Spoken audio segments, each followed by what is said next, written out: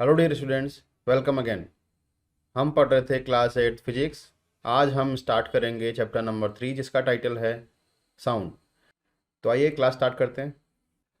Chapter number 3 जिसका title है sound, वो हम आज स्टार्ट करने वाले हैं। और साउंड से रिलेटेड जितने भी क्वेश्चन होते हैं फिजिक्स में, सबसे इंटरेस्टिंग चैप्टर होने वाला है। मैक्सिमम चैप्टर जो है एक्टिविटी बेस्ड है, मतलब कि एग्जाम्पल से आपको चीज़ें समझनी होगी। तो देखते हैं इसमें क्या है। सबसे पहले इंट्रोडक्शन। इंट्रोडक्शन में बस यही है कि जो साउंड है ये कैसे आपके कानों तक आपको सुनाई देता है, तो इसके बारे में बताया गया है कि कैसे साउंड प्रोड्यूस होता है, उसके बाद ट्रेवल करता है और अल्टीमेटली वो कानों तक पहुंचता है। ठीक है, तो देखो, we hear a variety of sounds in our surroundings. The sounds of an alarm clock, barking of dogs, voices of friends and teachers, sounds made by tabla and harmonium, humming of insects and mosquitoes, and the ticking of the clock are some of the common sounds we hear every day. ये सारे sounds अपने को सुनाई देते हैं, अक्सर सुनाई देते हैं। It is a form of energy that gives us sensation of hearing. तो ये होता क्या है कि अपने को सब अलग अलग तरह के साउंड जो है वो आपको अलग अलग तरह से सुनाई देते हैं। मतलब आप कैसे डिफ्रेंशिएट कर पाते हो कि हाँ ये डॉग की बार्किंग है या फिर बाद में ये क्लॉक का साउंड है। तो ये सारी चीज़ें इस चैप्टर में देखेंगे। Sound helps us to communicate with another. Can you recognise your friends by just listening to them without looking at them? Yes, you can. क्यों? क्योंकि आपको पर्टिकुलर वॉइस का एक मतलब कि वैरायटी आपको पता होता है कि हाँ ये आपके फ्रेंड की वॉइस है। बिना देखे आप बता सकते हो कि हाँ कौन बोल रहा है। ठीक है, because of the sound produced by each one of them has a different character. Like humans, even animals produce and here sounds. How is sound produced? How the sound travels from one place to another? Why do we all sounds different? We shall study about them these in this chapter. We hear many types of sounds around us every day. We hear the sound of our friends and parents talking, the sound of the buses and the other automobiles running on the street, the chirping of birds, the barking of dogs, the cries of street vendors, the screeching of breakers, the zooming of aeroplanes overhead, the clatter of pans in the kitchen, and so on. In the night, when most sound cease, we can still hear the buzzing of mosquito. Each type of sound is a characteristics of the object producing it. तो देखो, सभी तरह के जो sounds होते हैं, जैसे कि अगर कोई बात कर रहा है, पेरेंट्स या फिर बाद में आपके फ्रेंड्स वो बात कर रहे हैं, या फिर बस या फिर कोई गाड़ी आपके पास से निकलती है, कोई बर्ड्स है, डॉग की बार्किंग है, वेंडर्स जो रेडियो वाले होते हैं वो बोलते हैं। तो ये सारे जो साउंड्स होते हैं ये सब अपने आप में अलग अलग साउंड, इनका एक कैरेक्टरिस्टिक्स होता है जिससे कि आप इन सब चीज़ों को पहचान पाते हो। इस चैप्टर में अपन यही पता लगाएंगे कि क्या उसमें ऐसा एक स्पेशल चीज़ है जिसकी वजह से हर साउंड अपने को अलग अलग तरह से सुनाई देता है और अलग अलग तरह से अपने को समझ में आता है। क्या ये अपने कानों की स्पेशलिटी है कि जिस वजह से अपने को साउंड अलग अलग दिखाई देते हैं, या फिर उस पर्टिकुलर साउंड में ही वो क्वालिटी होती है कि वो अपने आप को डिफ्रेंशिएट कर पाता है दूसरे साउंड से। ठीक है, तो यही अपन देखेंगे। देखो, सबसे पहले जो साउंड जो होता है एक्चुअल में वो प्रोड्यूस कैसे होता है, आपको सबसे पहले वो समझना होगा। साउंड हमेशा प्रोड्यूस होता है, कोई भी ऑब्जेक्ट अगर उसमें वाइब्रेशन होता है तो वाइब्रेशन के साथ साथ साउंड एक तरह से प्रोड्यूस होता है। कैसे होता है, एग्जाम्पल देखना। जैसे अगर यहाँ पे कोई ऐसा कोई थाली है, अब थाली पे जब आप मारते हो तो यहाँ पे होता है क्या है कि इस थाली में वाइब्रेशन होता है, इस तरह से वाइब्रेशन होता है थाली में। और ये जो वाइब्रेशन जो होगा, इसमें जो मेटल होगा उसमें वाइब्रेशन होगा, तो ये क्या होगा, इसके आसपास में जो एयर होगी उसके पार्टिकल्स को भी एक तरह से ये जो वाइब्रेशन है ये ट्रांसफ़र करेगा। और फिर बाद में यहाँ ये वाइब्रेशन से एक तरह से साउंड जनरेट हुआ, ये फिर बाद में ट्रांसफर हुआ किससे, उस वेव से जो कि एयर के थ्रू आपके कानों तक पहुंचती है। तो कोई भी चीज़ जो वाइब्रेट करती है उसमें साउंड होता है। अब ये देखो यहाँ पे एक इंटरेस्टिंग चीज़ है कि हर चीज़ जो वाइब्रेट करती है उसमें साउंड होता है, लेकिन कई बार ऐसे होता है कि कोई वाइब्रेशन जो है ना आपको साउंड सुनाई भी ना दे। रीज़न है उसके बहुत सारे, कि साउंड को ट्रेवल करने के लिए मीडियम चाहिए, या फिर बाद में साउंड वो जो वाइब्रेशन है उसकी एक एक्चुअल में पिच कितनी है, उसका एम्पलीट्यूड कितना है। तो वो सारी चीज़ें अपन इस चैप्टर में देखेंगे। सबसे फर्स्ट एक्टिविटी है जो आपने कभी ना कभी की होगी। कैसे? बलून होता है या कोई रबर होता है, सीधा सीधा जो रबर होता है, आपने अपने मुंह में उसको लिया और फिर बाद में उसको खींचा, मतलब उसको एकदम टेंशन में ले लिया। उसके बाद आप उसको हल्के से ऐसे हिलाओ तो उसमें ऐसे वाइब्रेशन होती है और उसमें थोड़ी सी आवाज़ आती है। कभी किया आपने ऐसे, जैसे ये बालक कर रहा है यहाँ पे, किया है कभी? Yes sir. हाँ जी। तो आपको वहाँ पे वॉइस सुनाई देती है? Yes sir. ओके। एक एक्टिविटी ये है, तो इसमें वॉइस प्रोड्यूस होती है, तो मतलब कि यहाँ पे रबर है उसमें वाइब्रेशन होगा तो वहाँ पे वॉइस प्रोड्यूस होगी। नेक्स्ट एग्जाम्पल है, उसमें करना क्या है, स्केल जो होता है ना, स्केल को आपको इस तरह से टेबल के ऊपर लगाना है एक साइड से, और फिर यहाँ से जो है इसको हल्का सा नीचे खींच के और छोड़ देना है, तो ये वाइब्रेट करेगा इस तरह से ऊपर नीचे। तो यहाँ पे बिल्कुल पास में कान ले जाके सुनना, ये जो स्केल होगा इसमें एक अलग सी एक स्क्रैम्बलिंग की जो एक आवाज़ जो होती है तो वो आपको सुनाई देगी यहाँ पे। किया है कभी ये वाला example? Yes sir. Sir humming क्या होता है? ह्यूमिंग मतलब जो उस स्केल में जो आवाज़ आती है ना, ऐसे ऐसे, उसको बोलते हैं ह्यूमिंग। थर्ड एक्टिविटी है इसमें, एक जो ब्लेड होती है उसको कभी आप ऐसे फंसा के कहीं पे फंसा के और फिर उस ब्लेड को ऐसे ऊपर से ऐसे थोड़ा टच करते हैं इस तरह से, तो फिर बाद में वो क्या करेगी, वाइब्रेट करेगी, आगे पीछे मूव करेगी, जैसे ये यहाँ पे हो रहा है इस तरह से। ये देखा है कभी? No sir. No sir. करके देखना। इसको इसको नहीं, मतलब कि एक एक काम करना, किचन में जाना, और किचन में नाइफ। मम्मी के पास में वो होता है चिमटा, जिससे मम्मी रोटियां पलटती है, जानते हो? अरे ऐसे ऐसे होता है ना। Yes sir. हाँ हाँ सर, जानते हैं। Yes sir. ओके।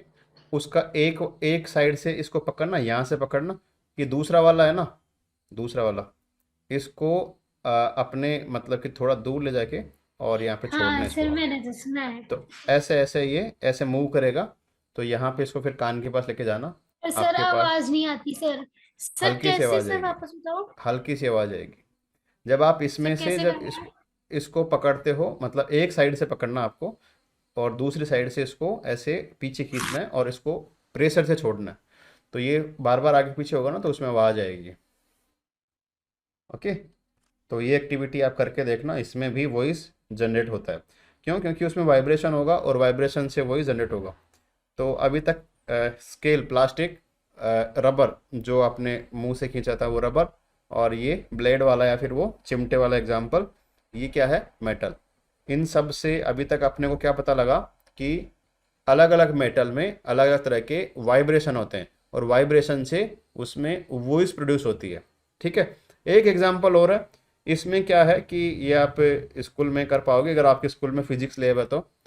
इसमें क्या है, सर हाँ, हमारी मैम ने करवाया था सर, हमको ये दिखाया था सर करके।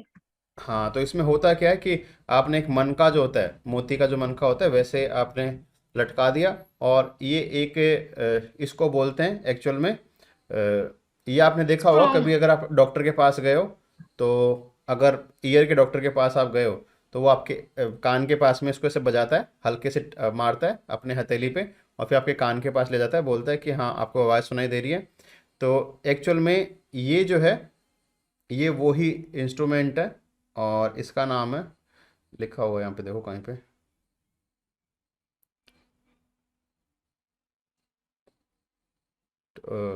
सर स्प्रॉन्ग बोलते हैं ना ट्यूनिंग सर। फोक। सर प्रोंग, सर प्रोंग बोलते हैं।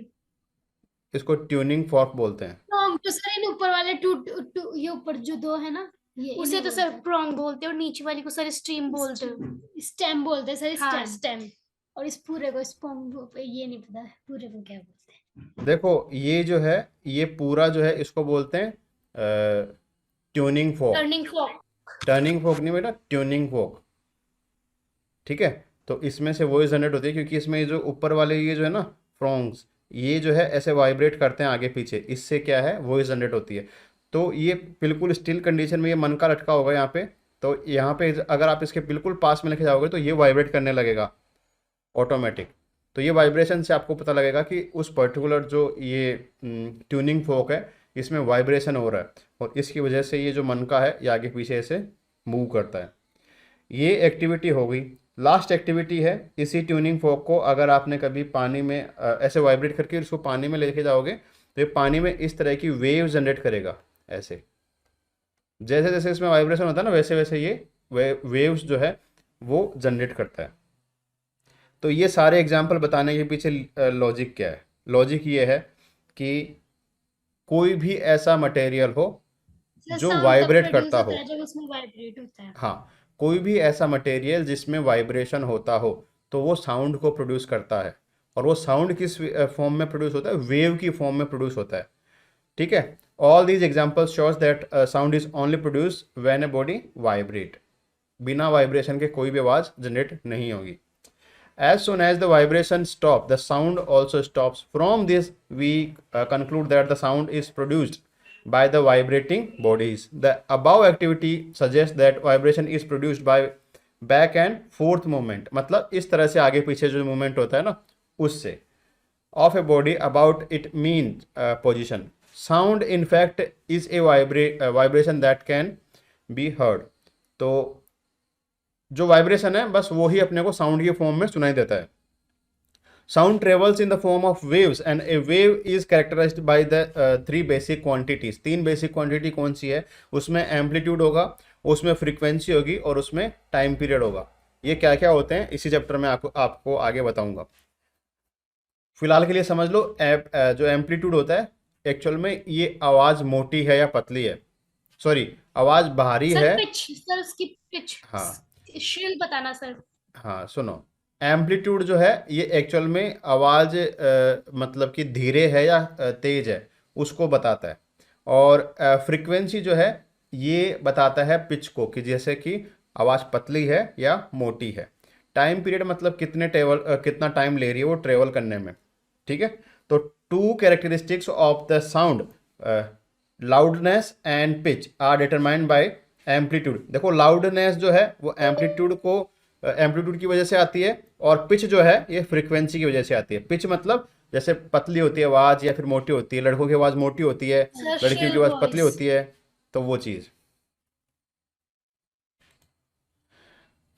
नेक्स्ट देखो, we therefore will first know about the characteristics of the wave with the help of simple pendulum.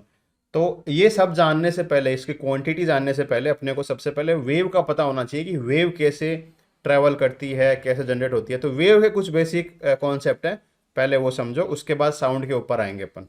ठीक है, तो वेव जो है एक्चुअल में वेव मोशन होता क्या है? वेव मोशन ऐसा होता है कि उसमें जो मटेरियल होता है वो मूव नहीं करता है, बल्कि उसकी एनर्जी जो है वो एक पार्टिकल से दूसरे पार्टिकल में ट्रांसफर कर दी जाती है बिना मूवमेंट के। कैसे? जैसे अगर जैसे पानी होता है, पानी में आपने वेव देखी है, वो कैसे होती है पानी की वेव? पानी की वेव देखो ऐसे है कि पहले अगर ये ऐसे बिल्कुल प्लेन सरफेस है, अब इस प्लेन सरफेस पे अगर आप इस तरह से थपकी मारोगे, ऐसे यहाँ पे आपने हाथ से थपकी मारी, तो ये क्या होगा? पानी ऐसे ऊपर नीचे होने लगेगा। सर एक तो थ्रस्ट होती है सर ऊपर वाला, और एक सर आपने दो बताई थी ना, एक तो थ्रस्ट होती है और एक कौन सी बताएंगे, वो भी बताएंगे बेटा, अभी थोड़ा सा वेट करो। फिलहाल ये कॉन्सेप्ट समझो कि वेव जनरेट कैसे होती है। तो वेव जनरेट ऐसे होती है कि आपने यहाँ पे मान के चलो कोई पत्थर फेंका, अब पत्थर फेंका तो इसके जो मॉलिक्यूल्स होंगे ना, वाटर के जो मॉलिक्यूल्स होंगे उनमें एनर्जी आ गई। एनर्जी आ गई मतलब कि वो एनर्जी कैसे ट्रांसफर हो रही है? वो पर्टिकुलर जो पार्टिकल है वो वाटर का, वो आगे पीछे नहीं जा रहा, लेकिन वो जो वेव की फॉर्म में वो एनर्जी है वो आगे पीछे जा रही है। कैसे? एक्चुअल में जो पार्टिकल है, जो वाटर के जो पार्टिकल है वो कैसे मूवमेंट करेंगे, ऊपर नीचे इस तरह से, अपनी जगह पे, यहीं पे ऐसे। लेकिन इसमें जो है जैसे ये ऊपर मूवमेंट करेगा तो वैसे ही क्या होगा, ये आगे एनर्जी है ना आगे जाएगी, फिर आगे एक्चुअल में ये जो मूवमेंट होता है ना ऐसे राउंड राउंड होता है, ऐसे इस तरह से, जो अपने को दिखता नहीं है एक्चुअल में। लेकिन ये जो जब वाटर में जब वेव आती है तो इस तरह से राउंड राउंड होता है। तो जब ऊपर आती है तो फिर ये वेव ऊपर दिखती है, नीचे जाता है तो ये वेव नीचे दिखती है ऐसे। लेकिन पार्टिकल जो है वो वहीं पे मूव कर रहा है, जो मैंने ये बनाया ना, पार्टिकल वहीं पे मूव कर रहा होता है। एनर्जी जो है ऐसे राउंड राउंड में एनर्जी आगे से आगे जाती जाती है इस तरह से। तो इस तरह से जो वेव है वो एक्चुअल में उसका मोशन होता है। सबसे पहले देखते हैं introduction. When a pebble is thrown in a pond of still, wait a minute, हाँ, when a pebble is thrown in a pond of still water, circular ripples called wave or pulses move outward on the surface of the water as shown in the figure। जैसे मैंने बताया उसी तरह से जब आप पत्थर फेंकते हो पानी में तो उसमें जो मोशन जो है वो एक्चुअल में इसी तरह से वेव की शेप में आगे की तरफ बढ़ता हुआ दिखता है। These waves are in the form of disturbance that travels outward and no portion of the medium, medium क्या है यहाँ पे, water, is transported from one part two another part of the medium. मतलब उस पार्टिकुलर जो water है उसके water particle जो होते हैं वो आगे नहीं जाएंगे, बस वो एनर्जी आगे जा रही है उसमें। The particles of the medium simply vibrate about their mean position. मतलब वो पहले ऐसे थे, बिल्कुल सिंपल पोजिशन में थे, उनकी मीन पोजिशन ये है। अब वो क्या कर रहे हैं, वाइब्रेट कर रहे हैं ऊपर नीचे, एक बार ऊपर जा रहा है फिर नीचे आ रहा है, फिर ऊपर जा रहा है फिर नीचे आ रहा है। एक्चुअल में यहाँ पे सर्कुलर मोशन होता है वाटर में, तो यहां से जो है एनर्जी आगे जा रही है, ना कि वो पार्टिकल आगे जा रहे हैं। तो डेफिनेशन क्या बनेगी वेव की,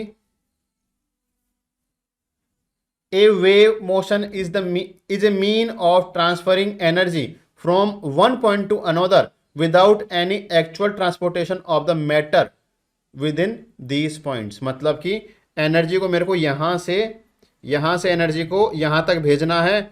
ये वाटर है, वाटर क्या है, मीडियम है। एनर्जी कैसे जाएगी, एनर्जी जाएगी वेव की फॉर्म में इस तरह से। तो यहाँ पे जो वाटर का पार्टिकल था वो यहीं पे रह गया, यहाँ पे जो वाटर का पार्टिकल था वो यहीं पे रह गया। वाटर के पार्टिकल आगे पीछे नहीं जा रहे हैं, बस वो एनर्जी ट्रांसफर हो रही है। इसको क्या बोलेंगे, wave motion. In a wave motion disturbance travels through some medium but the medium does not travel along with the disturbance. जो मीडियम मतलब कि जो मैटर होगा जिसके अंदर वो ट्रांसफर हो रहा है वो वेव, वो मूव नहीं करता, लेकिन उसकी एनर्जी वो मूव करती है। मोशन समझ में आया, वेव का मोशन क्या होता है। Yes sir. Yes sir. अब देखो नेक्स्ट देखते हैं, कहाँ गया,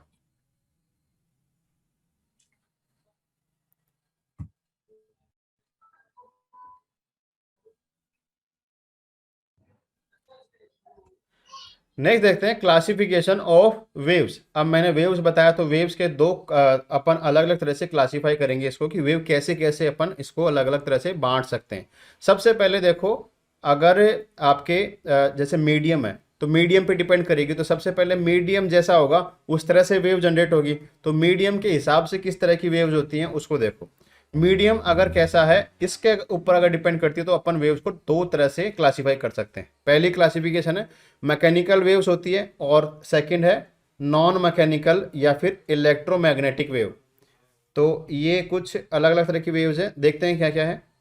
सबसे पहले देखो मैकेनिकल वेव्स। मैकेनिकल वेव्स क्या होगी, इसको इस तरह से समझो। मैकेनिकल वेव्स ऐसी होगी जिसमें मीडियम जो होगा वो कंपल्सरी है। मतलब अगर मीडियम है, चाहे वो सॉलिड हो, चाहे वो गैस हो, चाहे वो लिक्विड हो।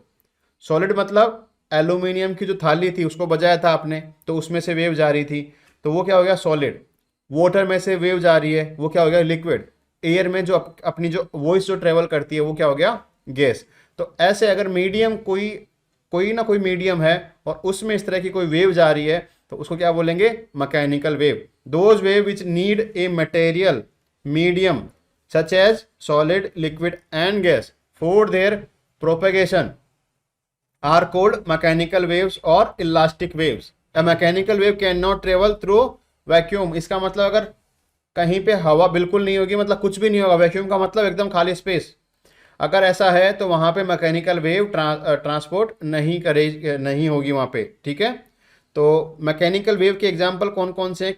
जैसे साउंड वेव एयर में ट्रेवल करती है, वाटर वेव्स जो वाटर में ट्रेवल करती है, waves produced in A stretch string.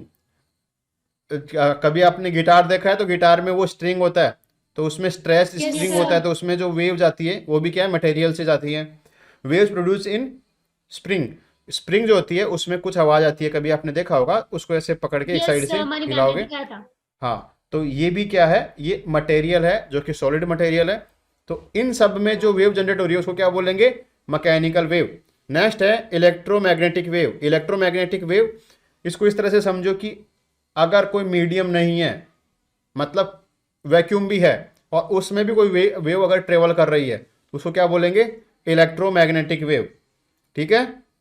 Those wave which do not need a material medium for their propagation and can travel even through a vacuum are called electromagnetic waves because they do not require a material medium like solid, liquid, gas for their propagation. They can travel even through vacuum. Example कौन कौन से हैं? जैसे radio wave, infrared waves, visible waves. ये सारी wave कहाँ से आती है? सन से, सन से भी आती है। रेडियो वेव आप देखते हो कि ये जो क्या बोलते हैं, टीवी वगैरह चलते हैं या फिर जो रेडियो पे आप न्यूज़ वगैरह सुनते हो, गाने वगैरह सुनते हो, तो ये जो वेव जो आती है इसके लिए किसी मीडियम की ज़रूरत नहीं है। मतलब अगर कहीं कहीं पे ऐसा हो कि कोई मीडियम नहीं है, मतलब आप इसको स्पेस में जाके भी अगर आप सुनना चाहो रेडियो को तो सुन सकते हो। तो इसमें क्या है, ये वेव जो है मीडियम की आवश्यकता नहीं है, इसलिए ये कैसे भी ट्रेवल कर सकती है, बीच में चाहे कुछ भी आए ये ट्रेवल करेगी, ठीक है। तो रेडियो वेव आप जानते हो। इंफ्रारेड वेव, एक्चुअल में ये इंफ्रारेड वेव जो होती है, ये आपने रिमोट देखा है, जो टीवी से आप रिमोट को मतलब रिमोट से जो टीवी चलाते हो, तो वो जो रिमोट जो है वो कौन सी वेव जनरेट करता है, वो इंफ्रारेड वेव जनरेट करता है टीवी तक, ठीक है। विजिबल वेव, जिससे अपने को चीजें दिखाई देती है, उसको क्या बोलते हैं, विजिबल वेव या फिर लाइट वेव। तो दोनों चीजें समझ में आई। मीडियम के हिसाब से अगर वेव को डिफाइन करेंगे तो 2 क्लासिफिकेशन होंगे। पहला कौन सा, मैकेनिकल वेव, सेकंड कौन सा, इलेक्ट्रोमैग्नेटिक वेव। तो दोनों की डेफिनेशन और दोनों के एग्जांपल याद रहेंगे। Yes sir. सर इनमें एग्जांपल्स कहाँ है? अरे बेटा ये रहे ना एग्जांपल्स, जैसे साउंड वेव, वाटर वेव, ये क्या है, ये आपके मैकेनिकल वेव है। और ये radio wave, infrared wave, visible wave, ये क्या है, इलेक्ट्रोमैग्नेटिक वेव है। तो सर फिर अपन इलेक्ट्रोमैग्नेटिक को अगर अपन स्पेस में चल जाए तब भी अपन सुन सकते हैं? हाँ सुन सकते हैं, क्योंकि वैक्यूम भी होगा तो भी काम चल जाएगा अपना।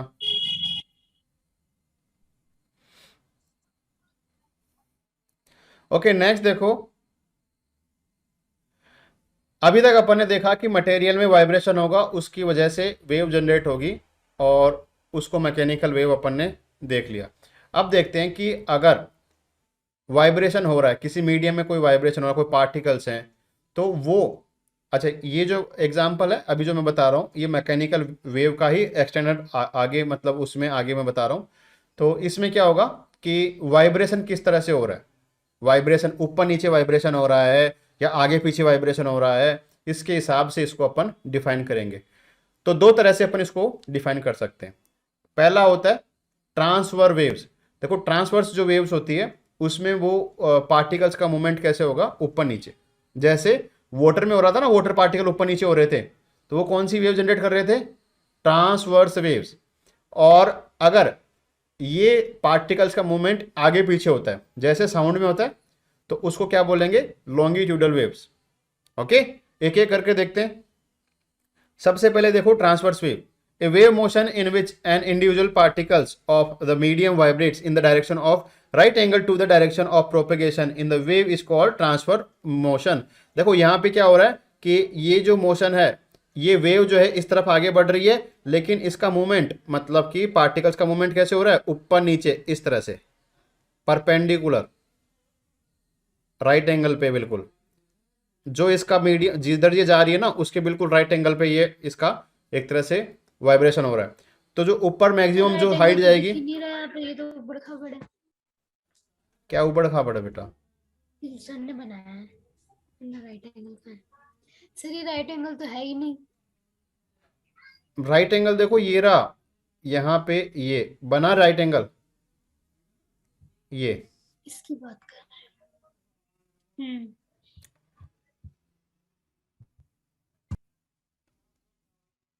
तो यहाँ पे जो वेव सबसे ऊपर तक जाएगी उसको बोलेंगे क्रेस्ट, और जो बिल्कुल नीचे तक जो वेव आएगी उसको बोलेंगे ट्रफ।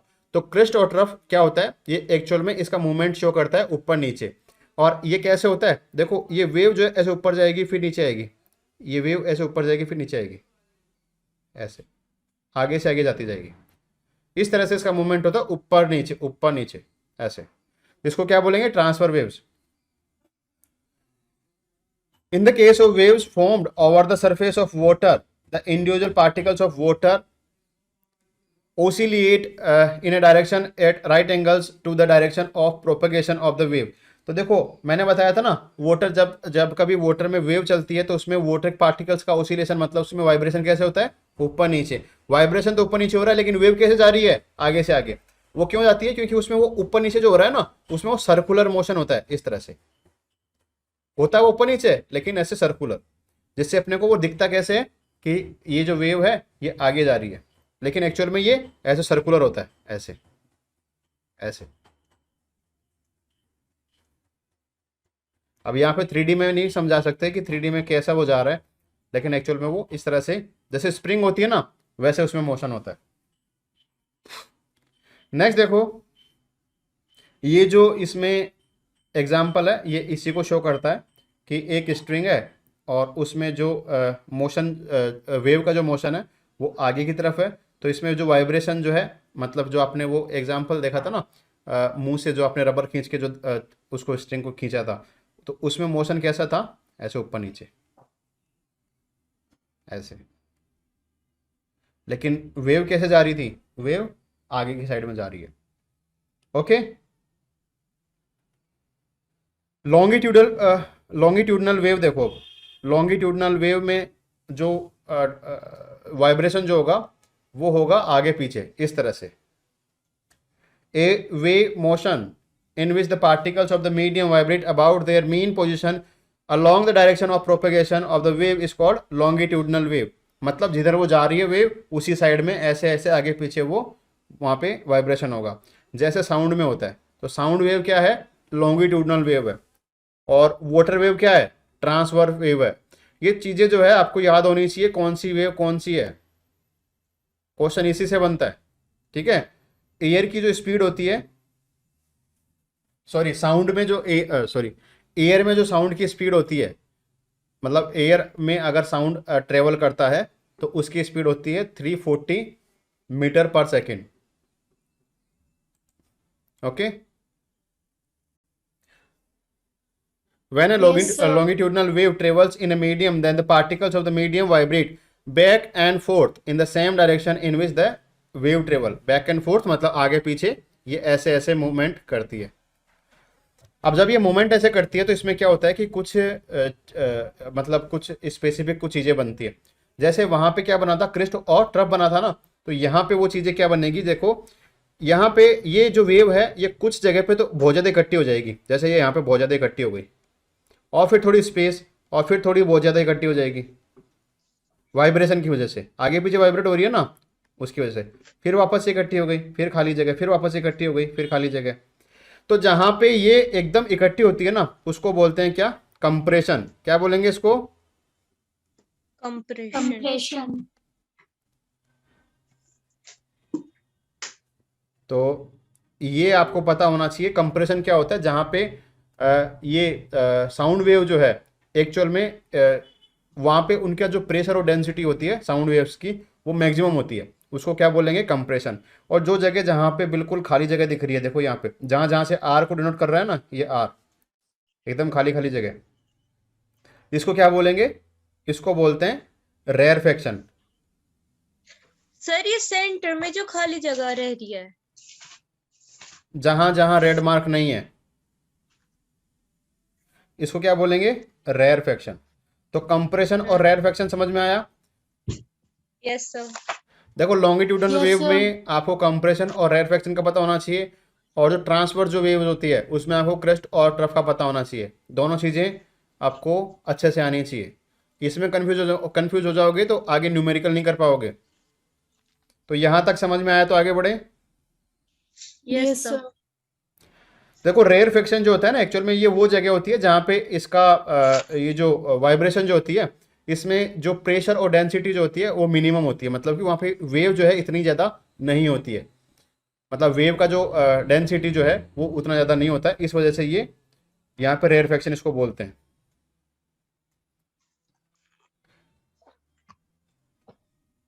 अब आपने देख लिया कि साउंड वेव जो है वो कौन सी वेव है? लॉन्गिट्यूडनल वेव है।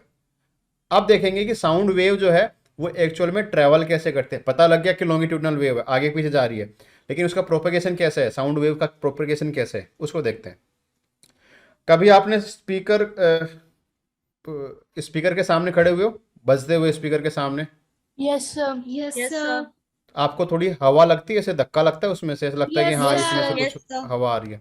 एक्चुअल में वो पीछे। होता क्या है कि स्पीकर जो है, स्पीकर में जो वो ट्यूब होती है जिसके ऊपर वो मतलब जिससे वो गाना आता है, मतलब साउंड आता है, तो इससे क्या होता है कि वो जो वाइब्रेशन जो है ना, वो ट्यूब में वाइब्रेशन जनरेट होता है। वो जो ट्यूब में वाइब्रेशन जनरेट होता है तो वहाँ पे जो एयर के जो पार्टिकल्स होते हैं वो भी आगे पीछे, ऐसे आगे पीछे वाइब्रेट करते हैं इस तरह से। और अगर बिल्कुल आप इसके पास में खड़े हो ना, तो आपको बिल्कुल अच्छे से समझ में आएगा कि वो वाइब्रेशन कैसे हो रहा है। अगर बहुत तेज स्पीकर चल रहा है, बहुत बड़ा स्पीकर है, तो उस कंडीशन में उस साउंड वेव से दीवारें भी गिर जाती है।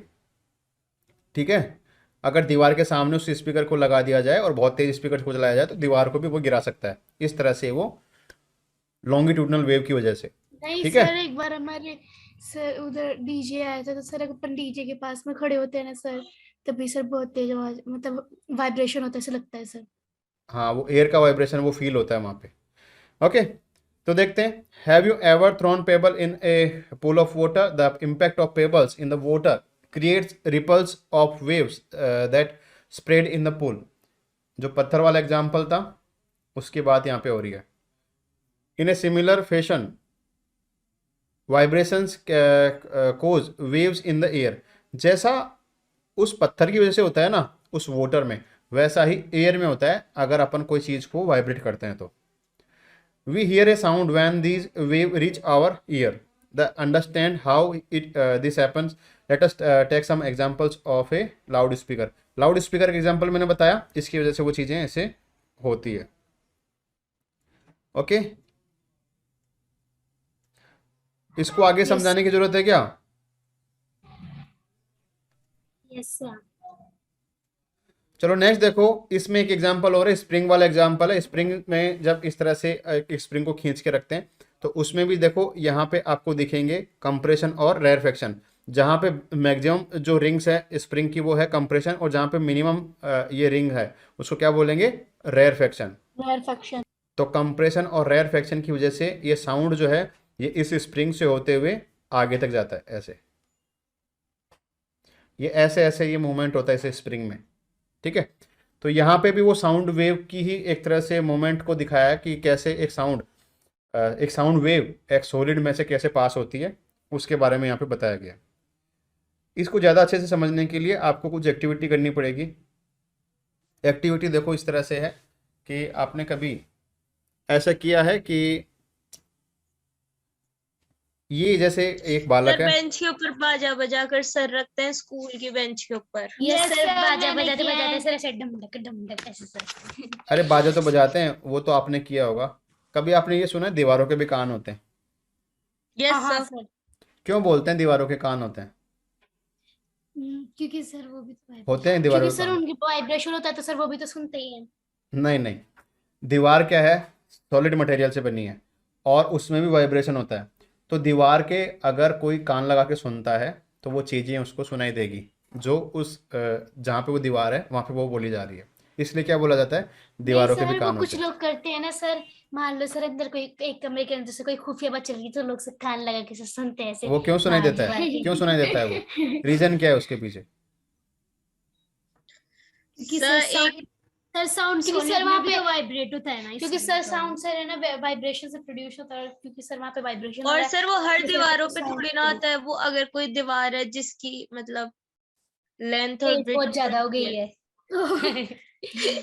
नहीं, दीवार दीवार से जो साउंड है वो एक्चुअल में वो पास हो जाता है, क्योंकि वो भी सॉलिड है और उसमें से भी कभी कभी साउंड जो है वो पास होता है। उसमें भी पोर्स होते हैं, बिल्कुल बारीक बारीक छेद होते हैं, जिससे कि वो वॉइस जो है आगे ट्रेवल करती है। ओके।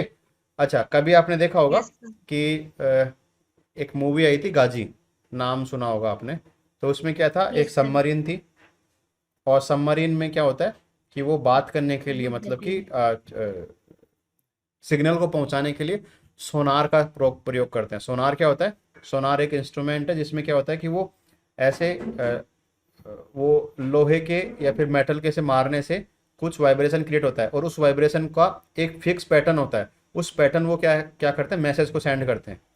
तो जो ये नेविगेशन जो होता है ना, जिसमें ओशन में जो सबमरीन होती मछलियां है, पकड़ी जाती है। अरे ओशियन में जो ये सबमरीन होती है जो पानी के अंदर रहती है, तो ये हाँ हाँ अपना जो सर। मतलब कि मैसेज कैसे भेजती है, सोनार सिस्टम से भेजती है। ऐसे ही साउंड वेव को बिल्कुल फिक्स पैटर्न में वो मारते हैं बार बार, जिससे कि वो साउंड जो है वाटर से ट्रेवल होता हुआ रिसीव हो जाता है जहाँ पे उसको जाना होता है। ठीक है। तो ये देखो, ये सर लकड़ी वाला एग्जाम्पल तो आपने देखा होगा, अगर स्कूल में किया होगा, तो इसमें भी इस तरह के साउंड्स जो है वो ट्रेवल करती है, वुडन से ये ट्रेवल करती है। ठीक है। नेक्स्ट है, ये आपने कभी किया हो, मैंने तो खूब किया है ये, जब हम यस स्कूल सर, में थे। इसी के बारे में मैं बोल रही थी सर आपको। हाँ, तो इसमें क्या है कि ऐसे दो कप लेने हैं होते हैं, ये डिस्पोजल के, और उसके बाद में इसमें बीच में स्ट्रिंग लगा के उसको बिल्कुल टाइट रखना पड़ता है, और अगर आप बोलोगे तो सुनाई देगा, उसमें समझ में भी आएगा। तो कभी ये घर पे यस ट्राई सर। करना, बट इसमें क्या है। सर हम्म। इसलिए आज मेरा भी नाटक का हुआ गया। सर बोलो। वो सर लेकिन यस सर सर। ग्लास में सर छेद कैसे कर सकते हैं सर वो अरे ग्लास ऊपर बोल से रहा हूँ ना, कांच के ग्लास डिस्पोजेबल। में सर अच्छा ग्लास हाँ डिस्पोजेबल। डिस्पोजल जैसे कांच के ग्लास सर वाला। आवाज नहीं है। आती है। ओके, अभी तक जो आपने एग्जाम्पल देखे उसमें अपन को पता लगा कि साउंड जो है वो सॉलिड से ट्रेवल कर रहा था। अब जो नेक्स्ट एक्सपेरिमेंट है, इसमें अपन देखेंगे कि साउंड जो है वो लिक्विड से भी ट्रेवल करता है। लिक्विड से ट्रेवल करता है, इसके लिए एक्चुअल में होता क्या है कि अगर आपको स्विमिंग आती है तो आपने कभी फील किया होगा कि आप पानी के अंदर भी होते हो, तो बाहर अगर कोई बात कर रहा होता है तो उसकी मोटी मोटी आवाज़ आपको अंदर सुनाई देती है, यस सर। अगर आपने स्विमिंग किया है तो। यस सर आती और है अगर सर। ये नहीं किया है तो सर आपको फिर ये एक्सपेरिमेंट करना पड़ेगा। इसमें क्या है कि एक ये बोलती हुई टॉय है, गुड़िया बोलती हुई, मतलब इसमें आवाज़ आती है, तो इसको क्या किया, पहले पॉलीथीन में पैक किया, उसके बाद इसको चला के पानी के अंदर डाल दिया, तो फिर भी इसकी आवाज़ जो है बाहर आती है। तो ये भी एग्जाम्पल जो है, ये आप एक्सपेरिमेंट घर पे कर सकते हो, लेकिन आपके पास ऐसी पहले गुड़िया होनी चाहिए सुंदर सी, और फिर वो बोलने वाली भी होनी चाहिए। ठीक है। तो इसका यस सर। कंक्लूजन क्या निकला, कंक्लूजन अपने पास ये आया कि साउंड जो है वो लिक्विड से भी ट्रेवल कर सकता है, एयर से ट्रेवल करता है साउंड। ये तो आपको पता ही है, जो मैं बोल रहा हूँ वो एयर के थ्रू ही माइक में जा रहा है, और माइक के थ्रू मतलब इंटरनेट से स्पीकर आपके वहाँ पे स्पीकर में आ रहा है, और फिर स्पीकर से आपके कानों तक पहुँच रहा है, तो एयर के थ्रू पहुँच रहा है ना स्पीकर से। तो ये तो एग्जाम्पल करने की आपको जरूरत भी नहीं है, आपको खुद को पता है कि हाँ साउंड जो है वो एयर में ट्रेवल करता है। तो अपन कह सकते हैं कि साउंड जो है वो गैस में, लिक्विड में और सॉलिड में, तीनों में बहुत अच्छे से ट्रेवल कर सकता है। नेक्स्ट बात आती है कि इसमें जो ये ट्रेवल कर रहा है, तो क्या साउंड वैक्यूम में ट्रेवल कर सकता है? वैक्यूम मतलब अगर कोई मीडियम ना हो तो क्या ट्रेवल कर सकता है? तो इसका आंसर अपने को मिलेगा, आपने कभी सुना होगा कि स्पेस में जो है वो ये रेडियो सर, वो पुलिस के पास होता है ना वैसा माइक्रोफोन जैसा, उससे बात करते हैं। एक बार तनु और रंजनी आ जाए बेटा, फिर बताते हैं।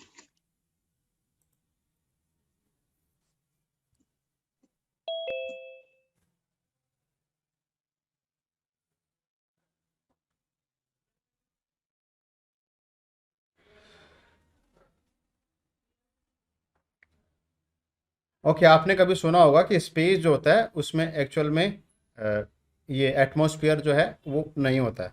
एटमॉस्फेयर नहीं है तो वहाँ पे गैसेस नहीं है, गैसेस नहीं है तो वहाँ पे वैक्यूम है, मतलब किसी तरह का कोई मीडियम वहाँ पे नहीं है। तो अगर वहाँ पे आप ज़ोर ज़ोर से चिल्लाओगे ना हेलो तो भी किसी को सुनाई वहाँ पे नहीं देगा, क्योंकि जो साउंड सर। है वो वैक्यूम में ट्रेवल नहीं करता है। तनु बेटा, आप वीडियो ऑन कर लो जिसे पता रहे कि हाँ आपकी वॉइस आ रही है, कैमरा सही चल रहा है।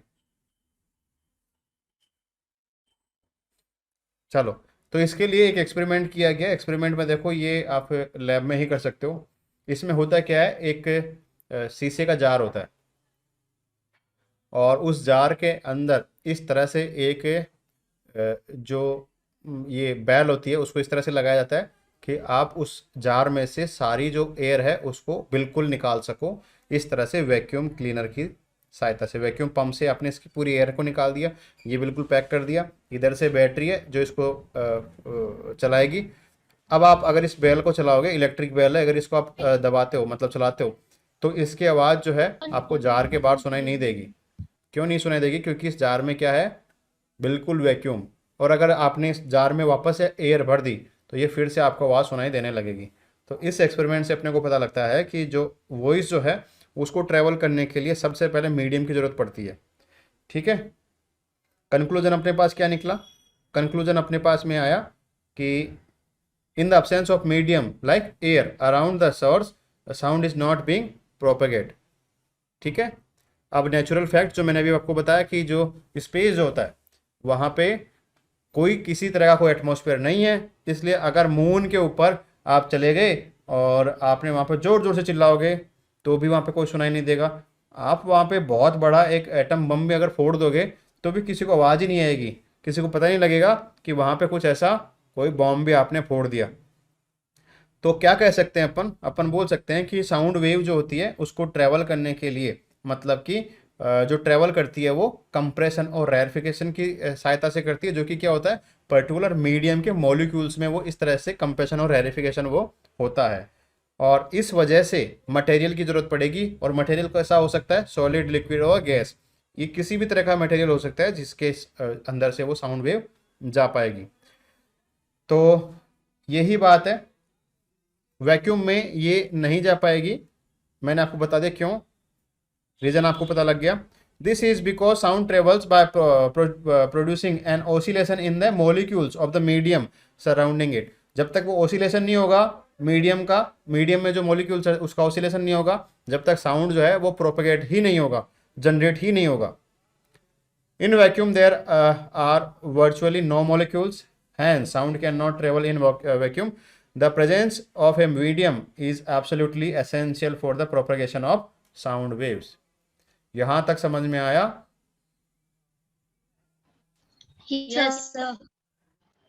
सौम्या, अरे कैमरा ऑन रखो ना बेटा।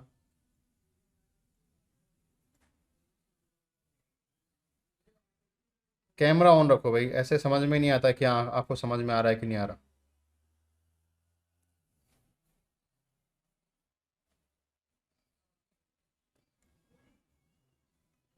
तनु, अंजनी,